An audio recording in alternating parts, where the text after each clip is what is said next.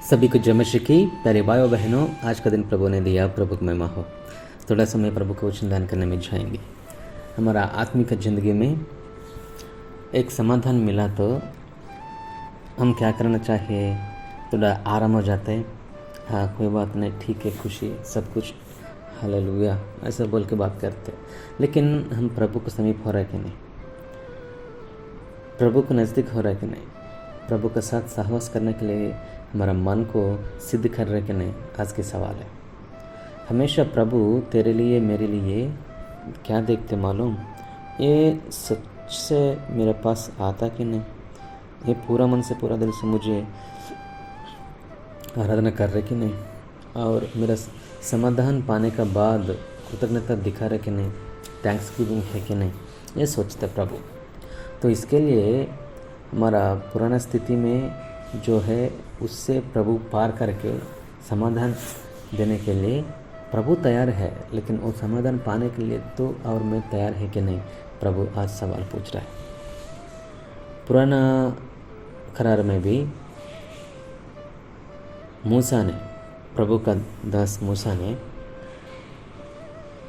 व्यवस्था फिर दोबारा पूरा विवरण देने के लिए कोशिश कर रहे हैं। वो समय में आप प्रतिमा की पूजा तरफ फिरे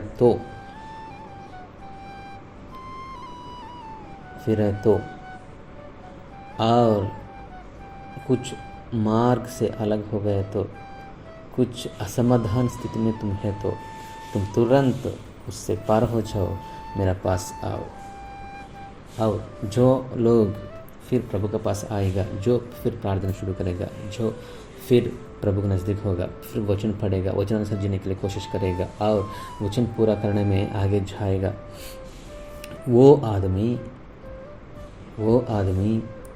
वो परिवार, वो प्रभु की दास, वो खलास्य, चिंता में जाने की जरूरत नहीं और असमाधान स्थिति से सोचने की जरूरत नहीं। वो हमेशा फिर प्रभु पर आएगा तो, प्रभु पर मन लगाया तो, प्रभु को फिर प्रार्थना किया तो प्रभु सुनेगा, जवाब देगा और खुशी से आगे ले जाएगा। तो इसके लिए व्यवस्था विवरण में 4 अध्याय में 29 से 31 तक ध्यान दिया तो, परंतु वहाँ भी यदि तुम अपने परमेश्वर यहोवा को ढूंढेंगे तो वह तुमको मिल जाएगा। हालेलुया, प्रभु हमको मिल जाएगा। और देखो, शर्त यहाँ है कि तुम अपने पूरे मन से और अपने सारे प्राण से उसे ढूंढो। शर्त क्या है? पूरा मन से, पूरा प्राण से ढूंढना पड़ेगा। अंत के दिनों में, मतलब आजकल जब तुम संकट में पड़ो और ये सब विपत्तियां तुम पर आ पड़ेगी, तब तुम अपने परमेश्वर यहोवा की ओर फिरो और उसके मानना। जो अंतकाल दिन में जो विपत्ति तुझ पर आ पड़ोगी, तब तुम प्रभु का बात मानना, प्रभु का वचन सुनना, प्रभु का पैर पकड़ के, प्रभु को ढूंढ के प्रभु का पैर पकड़ना, प्रभु के पास आना, उपवास करना और हमेशा प्रार्थना में रहना और कलाशी का सहवास करना, ये सब होना चाहिए। क्योंकि तेरा परमेश्वर यहोवा दयालु ईश्वर है, वह तुमको ना तो छोड़ेगा और ना नष्ट करेगा, और जो वाचा उसने तेरे पितरों से शपथ खाकर बंदी है उसको नहीं भूलेगा। हालेलुया, सही कि नहीं? जो आदि में हमारा आदम हवा को जो वादा किया यही आज तक है, जो मूसा को वादा किया यही आज तक है, जो अब्राहम, इसहाक और याकूब को जो वादा किया परमेश्वर ने, आज तक वही पूरा हो रहा है। क्यों बोले तो हमारा परमेश्वर एक बार वादा किया तो तोड़ने वाला नहीं है, हमेशा वो वादा है। लेकिन वो वादा पाने के लिए हम कैसे रहना? प्रभु का पास रहना, प्रभु का बात मानना, प्रभु की इच्छा पूरा करना, प्रभु को ढूंढना और प्रभु का वचन पालन करने के लिए पूरा दिल से, पूरा मन से, पूरा ताकत से कोशिश करना। नहीं है तो नहीं पाएगा, नहीं है तो नहीं होगा। यही प्रभु की वादा है, यही प्रभु की समाधान है। और एक देखो बात, और देखो, क्योंकि तेरा परमेश्वर यहोवा दयालु ईश्वर है, वो बात नहीं भूलेगा, तेरा हाथ नहीं छोड़ेगा। वाह, तुमको ना तो छोड़ेगा, कभी भी नहीं छोड़ेगा, और ना नष्ट भी नहीं करेगा। और जो वाचा उसने तेरे पितरों से शपथ खाकर बंदी है, जो वादा करके बंदी हो गया, उसको नहीं भूलेगा, नहीं भूल जाए। तो प्यारे भाइयों बहनों, फिर तेरा स्थिति खड़ा होगा। तो तुम क्या करना? प्रभु को नज़दीक होना, प्रभु का साथ रहना, प्रभु का आवाज़ सुनना, प्रभु का वचन पढ़ना, प्रभु का सहवास करना। तेरा दोस्त का साथ तुम कैसा बात करता है, ऐसे प्रभु के साथ भी बात करना चाहिए। और देखो, व्यवस्था विवरण में 13 अध्याय 4 वचन में लिखा हुआ, तुम अपने परमेश्वर यहोवा के पीछे चलना और उसका भय मानना और उसकी आज्ञाओं पर चलना और उसका वचन मानना और उसकी सेवा करना और उसी से लिप्त रहना।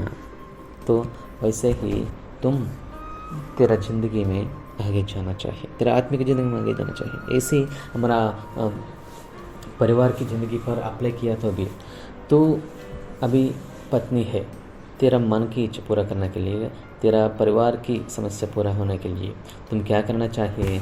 तेरा पति का साथ तुम क्या करना चाहिए? तेरा पति का साथ ढरवाई से जीना पड़ेगा, भय मानना पड़ेगा और उसका आज्ञा जो बात बोलते वो बात पालना करना पड़ेगा, उसी प्रकार आगे जाना पड़ेगा। और उसका वचन मानना, उसका बात सुनकर वही काम करना पड़ेगा और उसको सेवा करना, उसका आवश्यकता जो है वो पूरा करवाए और उसी को लिप्ट रहना। तो उसको कभी भी दूर नहीं रहना और उसका बात से दूर नहीं रहना। तेरा वचन, उसका वचन पकड़ के तेरा वचन भी एक्यूरेसी सेम वैसी जाना पड़ेगा, ऐसे रहना पड़ेगा। तब तेरा बीच में तीसरा आदमी कभी भी नहीं आना चाहिए, तीसरा सोच नहीं आना चाहिए।